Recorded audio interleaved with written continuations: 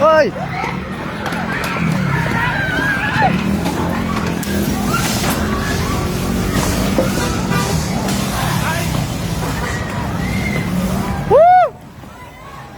ว้าวมา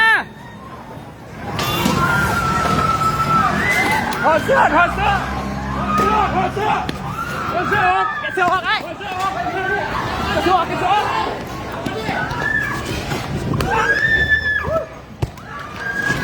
ตายเลย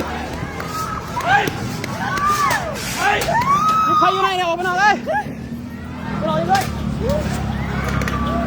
เฮ้ย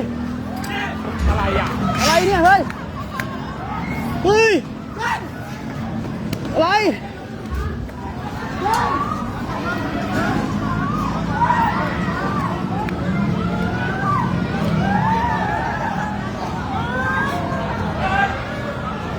เฮ้ย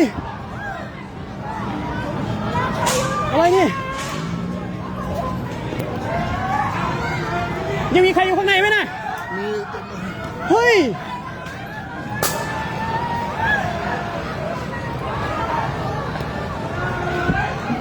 อะไรนี่